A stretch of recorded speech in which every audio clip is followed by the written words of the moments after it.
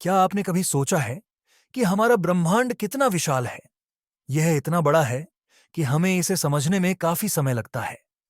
ब्रह्मांड का आकार और उसकी उत्पत्ति के बारे में वैज्ञानिक लगातार शोध कर रहे हैं। हमारे आसपास जो कुछ भी है, तारे, ग्रह, आकाशगंगाएं, ये सभी कुछ बहुत बड़े सवालों के उत्तर देने की कोशिश कर रहे हैं। नमस्कार दोस्तों, मैं विवेक शॉ। इस वीडियो में हम ब्रह्मांड के बारे में कुछ ऐसे महत्वपूर्ण बातें जानेंगे जो न केवल हमारे ज्ञान को बढ़ाएंगी, बल्कि हमें अपनी छोटी सी पृथ्वी की वास्तविक स्थिति का भी एहसास कराएंगी। आप सोच रहे होंगे कि क्या ब्रह्मांड का कोई अंत है? क्या यह अनंत है? और क्या ब्रह्मांड में केवल हम ही हैं या कहीं और जीवन हो सकता है? इन सब सवालों के जवाब हम ढूंढने की कोशिश करेंगे। तो चलिए ब्रह्मांड के इस सफर पर निकलते हैं। ब्रह्मांड को दो प्रमुख श्रेणियों में बांटा जाता है: दृश्य ब्रह्मांड का और अदृश्य ब्रह्मांड। यह विभाजन हमें इस विशाल ब्रह्मांड को समझने में मदद करता है। दृश्य ब्रह्मांड वह हिस्सा है जिसे हम अपनी आंखों से देख सकते हैं। जब हम आकाश में रात को तारे और ग्रह देखते हैं, तो यही दृश्य ब्रह्मांड है। इसमें हजारों गैलेक्सियां, लाखों तारे और अरबों ग्रह शामिल हैं। लेकिन क्या आप जानते हैं कि दृश्य ब्रह्मांड केवल ब्रह्मांड का एक छोटा सा हिस्सा है? वास्तविकता में ब्रह्मांड का केवल एक छोटा सा हिस्सा ही हमें दिखाई देता है। अदृश्य ब्रह्मांड वह हिस्सा है जो हम देख नहीं सकते। यह इतना विशाल है कि हमें इसका अंदाजा लगाना भी मुश्किल है।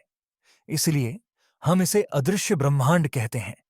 हालांकि हम इसे देख नहीं सकते, लेकिन यह भी उतना ही महत्वपूर्ण है जितना कि दृश्य ब्रह्मांड। ब्रह्मांड की विशालता को समझने के लिए हमें एक नई इकाई के बारे में जानना होगा, जिसे हम प्रकाश वर्ष कहते हैं। एक प्रकाश वर्ष वह दूरी है जो प्रकाश एक साल में तय करता है। यह दूरी लगभग 9.5 ट्रिलियन किलोमीटर के बराबर होती है।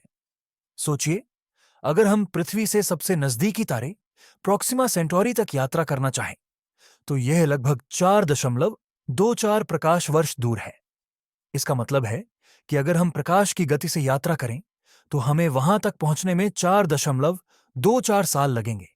लेकिन हमारी सबसे करीबी आकाशगंगा एंड्रोमेडा हमसे 2 करोड़ प्रकाश वर्ष दूर है। तो जब हम ये दूरी सुनते हैं, तो समझ सकते हैं कि ब्रह्मांड की असली विशालता को हम अपनी सामान्य इकाइयों में कैसे माप सकते हैं।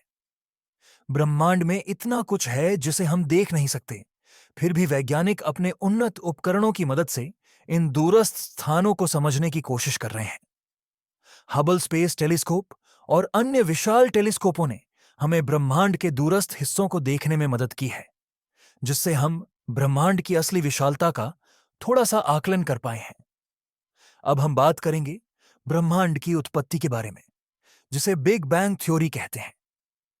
लगभग 13.8 अरब साल पहले ब्रह्मांड का अस्तित्व एक अत्यधिक घने और गर्म बिंदु से हुआ था, जिसे सिंगुलैरिटी कहा जाता है।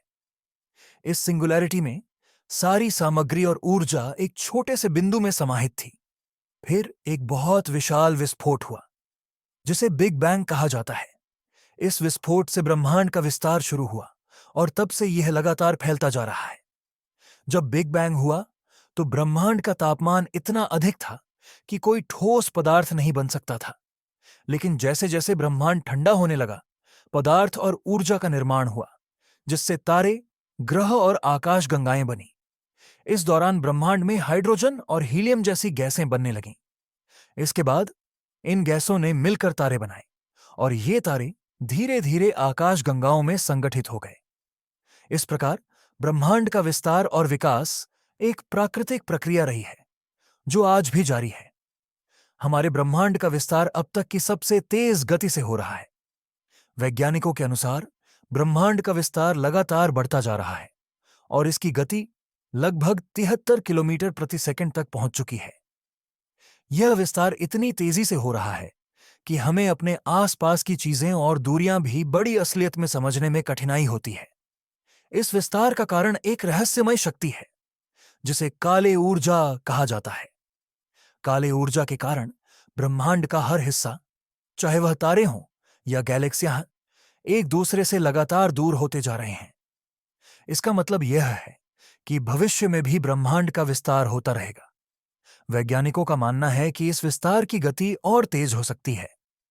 इससे यह भी अनुमान लगाया जा रहा है कि हमारे ब्रह्मांड का अंत कैसे हो सकता है। क्या वह एक विशाल संकुचन के रूप में होगा या क्या वह पूरी तरह से अलग हो जाएगा?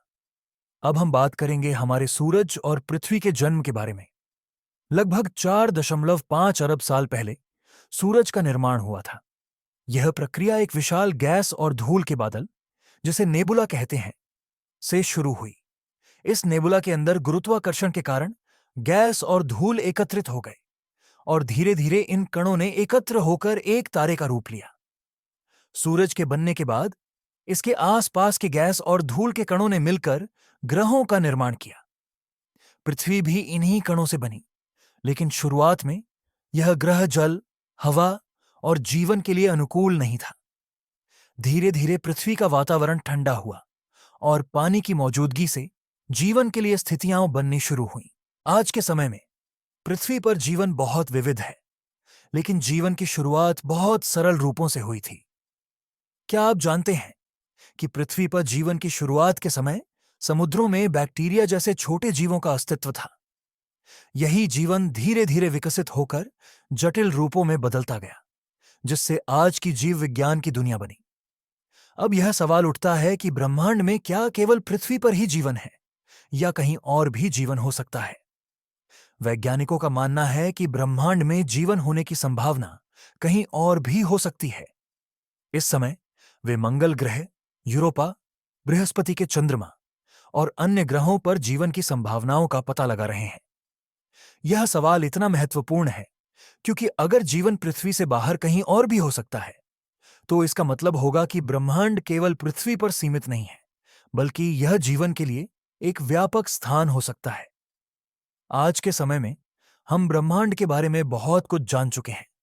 हमने यह समझ लिया है कि ब्रह्मांड में करोड़ों आकाशगंगाइयों, अरबों तारे और अनगिनत ग्रह हैं। हर गैलेक्सी में संभावित जीवन हो सकता है, लेकिन क्या हम अकेले हैं? यह सवाल अभी भी अनुत्तरित है। वैज्ञानिकों का मानना है कि ब्रह्मांड में कहीं और जीवन हो सकता है। समय आने पर हम इसका जवाब जानने में सक्षम हो सकते हैं। क्या ब्रह्मांड का अंत हो सकता है? ब्रह्मांड के अंत के बारे में विभिन्न सिद्धांत हैं। कुछ वैज्ञानिक मानते हैं कि ब्रह्मांड का अंत बिग क्रंच के रूप में हो सकता है, जब ब्रह्मांड का विस्तार रुक जाएगा और सब कुछ एक साथ संकुचित हो जाएगा। दूसरों का मानना है कि ब्रह्मांड का अंत बिग रिप के रूप में हो सकता है, जब ब्रह्मांड का विस्तार इतनी तेजी से होगा कि सारे तारे, ग्रह और आकाशगंगाएं अलग हो जाएंगी। हालांकि हम इसका ठीक ठीक अनुमान नहीं लगा सकते, लेकिन यह निश्चित है कि ब्रह्मांड का अंत एक नई शुरुआत का हिस्सा होगा, जैसा कि प्रकृति में हमेशा होता है। दोस्तों, ब्रह्मांड के बारे में जानना एक रोमांचक यात्रा है। इसका विशाल आकार, उसकी उत्पत्ति और हमारे जीवन की संभावनाएं हमें यह सोचने पर मजबूर करती हैं कि हम इस ब्रह्मांड में कितने छोटे हैं। लेकिन क्या हम अकेले हैं या क्या ब्रह्मांड में कहीं और भी जीवन है? क्या भविष्य में हम इस रहस्य का हल पा सकेंगे? इन सवालों के जवाब हमें समय के साथ मिल सकते हैं, लेकिन तब तक हम ब्रह्मांड के अज़्व के इस अद्भुत रहस्य को जानने की यात्रा में बने रहें। अगर आप भी ब्रह्मांड और विज्ञान के इस रहस्य को और जानने के लिए उत्साहित हैं, तो हमारे चैनल को सब्सक्राइब करें और हमारे साथ इस रोमांचक सफर में जुड़ें।